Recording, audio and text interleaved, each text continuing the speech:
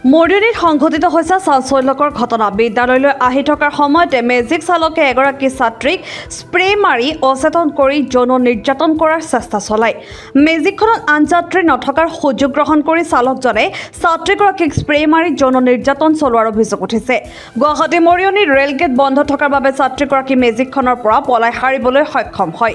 মৰিয়নি মহাদেৱ আগৰৱালা উচ্চতৰ মাধ্যমিক বিদ্যালয়ৰ নৱম শ্ৰেণীৰ ছাত্ৰীগৰাকী বিদ্যালয়ত উপস্থিত হৈ অচেতন হৈ পৰাত সমগ্ৰ বিষয়টো পোহৰলৈ আহে। বিদ্যালয়ৰ শিক্ষক-শিক্ষয়িত্ৰীয়ে ততাতৈয়াকৈ মৰিয়নি নগৰীয়া স্বাস্থ্য কেন্দ্ৰলৈ প্ৰাথমিক চিকিৎসাৰ বাবে ছাত্ৰীগৰাকীক লৈ যায়। পৰৱৰ্তী সময়ত ছাত্ৰীগৰাকীক উন্নত চিকিৎসাৰ বাবে যোৰহাট চিকিৎসা মহাবিদ্যালয়লৈ প্ৰেৰণ কৰা হয়। ঘটনাস্থলীত আৰক্ষী উপস্থিত হৈ তদন্ত আৰম্ভ কৰিছে বুলিও জানিব পৰা গৈছে। তাই প্ৰথম গম পাইছিলে অৰ্পণা, এই বাইদেৱে গম পাইছিলে, তেখেতৰ আগত কৈছিলে এনেকুৱা তেনেকুৱা হ'ল বুলি। তাৰপিছত তেওঁ আমাৰ কমন ৰুমলৈ লৈ আহিলে। তাইক কমন ৰুমলৈ লৈ অহাৰ পিছত তাইক আমি যেতিয়া সুধিলোঁ কথাখিনি, তাই খুব কান্দিবলৈ আৰম্ভ কৰিলে। খুব কান্দিছে আৰু তাই মানে কথা ক'ব পৰা নাই। তাৰপিছত আমি চবে তাইক সাহস দিলোঁ, কি হ'ল কচোন, ভালকে ক। তেতিয়া তাই কৈছে যে তাই কেনেকে মেজিকত আহোঁতে ল'ৰাজনে এনেকুৱা তেনেকুৱা কৰিলে। তাইক মানে এক্সট্ৰিম তাই যিখিনি কৈছে, মানে যিখিনি মানে এই দিন দুপৰত মৰিয়নিৰ নিচিনা এখন চহৰত এজনী ছোৱালী, আমি মানে এই কথাটো শুনি বহুত আচৰিত হৈছো। কাৰণ আমাৰ বেছিভাগ ল'ৰা ছোৱালীয়ে অহা যোৱা কৰি থাকে, সদায়ে অহা যোৱা কৰি থাকে। গতিকে মানে তাইৰ কথাটো শুনি আমাৰ এনেকুৱা লাগিলে সঁচাকে ছোৱালী মানে কোনো নিৰাপত্তা নাই ইয়াত। তাৰপিছত তাইক সেইখিনি কৰাৰ পিছত মই প্ৰিন্সিপালৰ লগত ওলাই মেলি আহিলো, থানাত খবৰ দিলো। ওলাই আহি গাড়ীখন ক'ৰবাত দেখো নেকি চালো, গাড়ীখন নেদেখিলো।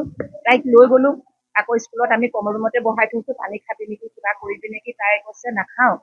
তাই মুখৰ ভিতৰত কৈছে স্প্ৰে মাৰিছে আৰু আঙুলিটো, ল'ৰাজনে আঙুলিটো তাই মুখৰ ভিতৰত ভৰাই ভৰাই দিছে।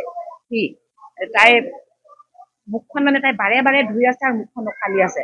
কিবা খাবলৈ দিছিলে নেকি? নাই দিয়া, তাই কৈছে। তাৰপিছত তাই কিন্তু মুখখন ঠিক আছে ব'ল মুখখন ধুই দিবি। তাই মুখখন ধুবলৈ যেতিয়া গৈছে, তেতিয়া তাই চেঞ্চলেছ হৈ পৰি গ'ল। আৰু তেতিয়া আমি চবেই ধৰিলো মেলিলো, চব আছোৱেই লগত, কিন্তু তাইক উঠাব পৰা নাই। আৰু তাৰপিছত লগালগ প্ৰিন্সিপালে এইফালে ফোন কৰিলে, এইফালে ফোন কৰিলে, আৰু আমি তাইক চিধা ইয়ালৈ লৈ আহিলো PHC। বৰ্তমান তাই সুস্থ। এতিয়া তাইক যোৰহাটলৈ ৰেফাৰ কৰা হৈছে আৰু পিছৰখিনি কি হয় আমি কিন্তু দোষীজন ৰেফাৰ কৰিছে আৰু আমি এতিয়া দোষীজনক ধৰিবৰ কাৰণে আপোনালোকৰ ওচৰত আহ্বান জনাইছো। 10 বজাত দ্বিতীয় ঘণ্টা যেতিয়া হৈছে স্কুলত, তেতিয়া মোৰ বিদ্যালয়ৰ শিক্ষয়িত্ৰী স্বপ্না বৰঠাকুৰ আহি মোক ক'লে যে এনেদৰে ছোৱালী এজনীয়ে কান্দি আছে, তাইক কোনোবা ড্ৰাইভাৰ এজনে মিছবিহেভ কৰিছে। মই ক'লো কেইটা বজাত ঘটনাটো হৈছে? বোলে 9:15। কিন্তু 9:15 পৰা ইমান দেৰি কিয় হৈছে? বোলে তাই নাই কোৱা। আৰু যেতিয়া তাই কান্দিছে তেতিয়াহে মানুহে গম পাইছে। আৰু তেতিয়া অহাৰ পিছত মই কি ক'লো, বোলো এটা কাম কৰোঁ, থানালৈ ফোন কৰিলোঁ। মই OC ছাৰক ফোন কৰিলোঁ, আমাৰ গুলিন চেতিয়া ছাৰক। ছাৰক কৈছে এনেধৰণৰ ঘটনা এটা হৈছে। তাই ক'লে যে FIR এখন দিব লাগে, হেৰি কৰিব লাগে, গাৰ্জেনক আপুনি খবৰ দিয়ক আৰু গাড়ীৰ কালাৰ চালাৰবিলাকৰ কথা ক'ব লাগে। ছোৱালীজনীক মই সুধিলোঁ গাড়ীৰ কালাৰ কি? তাই ক'লে যে ব্লু কালাৰ গাড়ী।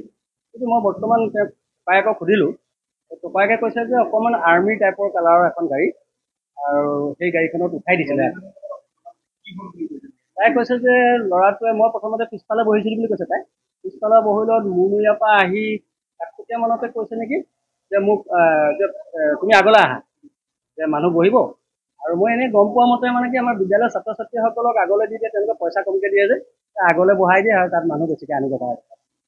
তাই পিছফালৰ পৰা আগলৈ গুচি আহিলে, কাৰণ ড্ৰাইভাৰ যেতিয়া ক'লে প্ৰায়বিলাক এনেকৈ আহে বুলি কৈছে। আৰু সেইখন গাড়ীত আকৌ মানুহ নাছিলে দেই আজি। তাই দেৰি হৈছে আজি অকণমান। তাৰপিছত তাই আগলৈ আহিলত তাইক চিট বেল্টডাল লগাই ল'বলৈ ক'লে। তাই কৈছে নৰ্মেল লগাবলৈ কৈছে, লগাই ল'লে। তাৰপিছত গ্লাছখন বন্ধ কৰিছে। তাৰপিছত দুইখন হাতত ধৰি তাইক মিছবিহেভ কৰিবলৈ গৈছে। তাই তেতিয়া চিঞৰ বাখৰ কৰিছে, আঁতৰাবলৈ চেষ্টা কৰিছে। তেতিয়া তাইক কিবা স্প্ৰে এটা মাৰি দিছে বুলি কৈছে। মুখখন আঁতৰাই দিলে, ডিঙিৰ এনেকুৱা জেগাত স্প্ৰেটো লাগিছে। তেনেধৰণে তাই ব্যক্ত কৰিলে। মই তাইক ক'লো এটা বলচোন তেতিয়াহ'লে। তেতিয়া অলৰেডি 10টা বাজিলে। মই ক'লো 9:15 যদি আহিছে গাড়ীখন 1 ঘণ্টা লাগিব লাইন পাবলৈ। ক'লো বলচোন মোৰ লগত, গাড়ীখন ক'ৰবাত আছে যদি এবাৰ চাওঁ। মই গাড়ীত উঠালোঁ, স্বপ্না বৰঠাকুৰক উঠালোঁ। মই এংগুল থিয়েটাৰ অকণমান আগলৈকে গৈ পেলাই সেইখিনি গাড়ীখন তালৈকে গাড়ী নাপালে। আমি আহি পেলাই মই বোলো স্কুলত তই সোমাই যা, কাৰণ মা আহিলে বা ঘৰৰ কোনোবা আহিলে আমি FIR দিব লাগিব। FIRটো দিয়াৰ পিছতহে আমি বাকীখিনি কাম কৰিব লাগিব আৰু পুলিচে যি কৰিব তেনেধৰণে আগবাঢ়িব লাগিব। কিন্তু ইন দ্য মিন টাইম তাই বেহুচ হৈ গ'ল। বেহুচ হোৱাৰ লগে লগে আৰু কাৰো কথা নুশুনিলোঁ আৰু OC ছাৰৰ লগত চিন্তা কৰিলোঁ। ছাৰ বেহুচ হৈছে, আমি হস্পিটেল লৈ যাওঁ। মোৰ গাড়ীতে লৈ আহিছোঁ। সেইখন গাড়ীত মানুহ নাছিল।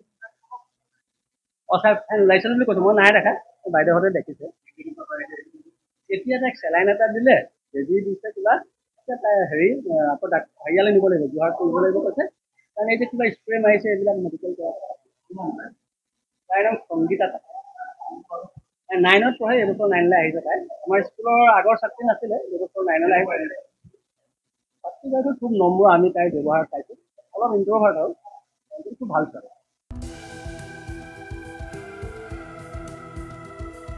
মৰিয়নিৰ পৰা সূৰ্য দাসৰ ৰিপৰ্ট NJ মিডিয়া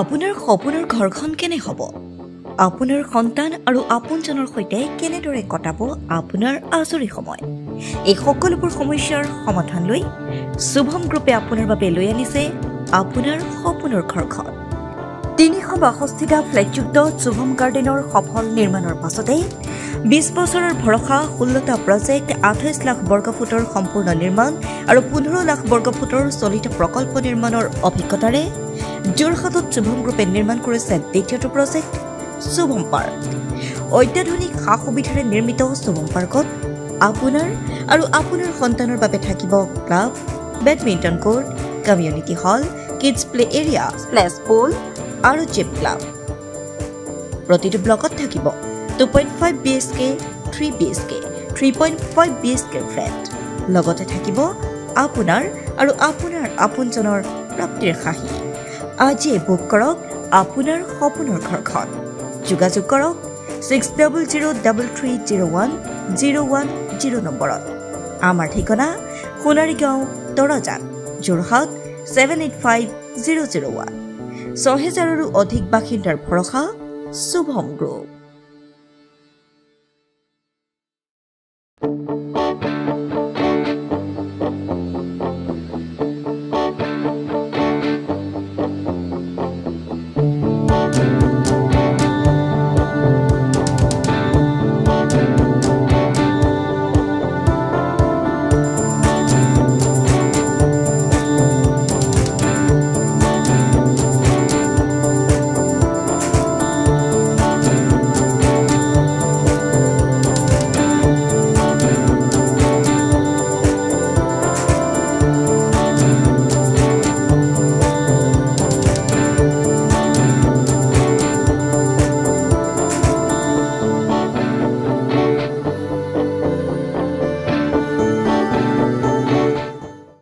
যোৰহাটৰ প্ৰথমখন NABH স্বীকৃতিপ্ৰাপ্ত চিকিৎসালয় AJ নাৰ্ছিং হোমত নৱসংযোজন কেটলেব 96খন বিচনাযুক্ত neurology nephrology urology medicine OBSN gynaecology orthopaedics paediatrics cardiology প্ৰতিটো বিভাগৰে নিয়মীয়া OPDৰ লগতে ডায়ালিচিছৰ সুবিধাযুক্ত চিকিৎসালয়খনত সংযোজন কৰা হৈছে হৃদৰোগীসকলৰ বাবে অত্যাধুনিক কেটলেব য'ত মুখ্য চিকিৎসক হিচাপে আছে অভিজ্ঞ কাৰ্ডিঅলজিষ্ট ডক্টৰ গৌতম দাস আৰু তেখেতৰ সহযোগীসকল ইতিমধ্যে যোৰহাটস্থিত চিকিৎসালয়খনত প্ৰথমবাৰৰ বাবে সম্পন্ন হৈছে এনজিঅগ্ৰাফি আৰু এনজিঅপ্লাষ্টি ইয়াৰ লগতে 12খন বিচনাযুক্ত ICU নিঅ'নেটাল ICU তথা মাল্টি স্পেচিয়েলিটি হস্পিটেল হিচাপে তিনিটাকৈ মডুলাৰ OTৰ উপৰিও 24 ঘণ্টাই ৰাইজৰ বাবে উপলব্ধ এক্স-ৰে আল্ট্ৰাছাউণ্ড আৰু CT স্কেনৰ লগতে অত্যাধুনিক চিকিৎসা সেৱা